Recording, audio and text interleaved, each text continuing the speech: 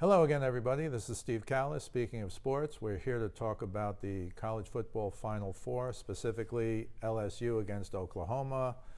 You know LSU is a big favorite. If you listened to the preview last week, I didn't really think it was going to be that close, and not that that's brilliant or anything. Most people, they were like a 13-point favorite.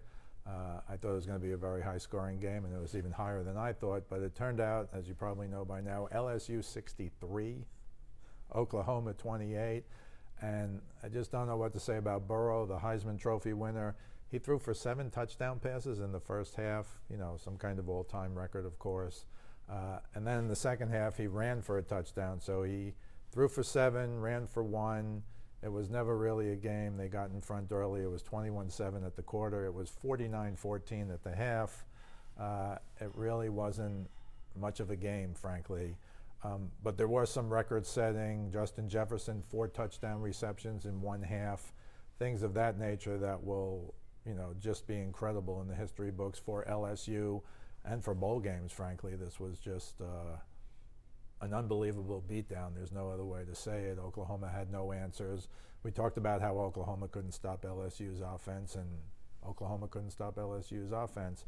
I do want to read you a few stats from this game just to give you some kind of sense of how incredible it was.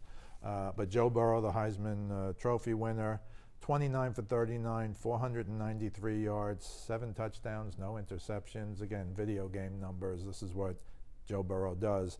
Justin Jefferson, 4 touchdowns in the first half, 14 receptions for 227 yards and 4 touchdowns.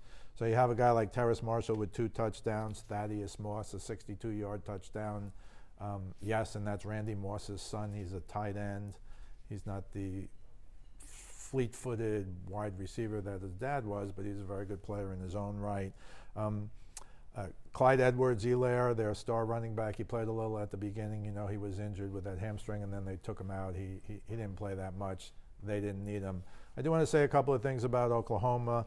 Jalen Hurts, only 15 for 31, 270 yards. No touchdowns, 1 pick. Again, they were just outmanned, overmatched. But the one guy who I thought was incredible in Oklahoma is the C.D. Lamb, who you may be familiar with. He actually spells his name C-E-E-D-E-E, Lamb. He had 4 receptions for 119 yards and a touchdown. That was really the only bright spot for Oklahoma.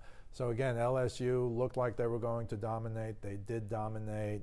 They might be overhyped for the final game on January 13th, but we'll do a preview of that game a few days before January 13th that you'll be able to find, of course, at westchestercountypost.com.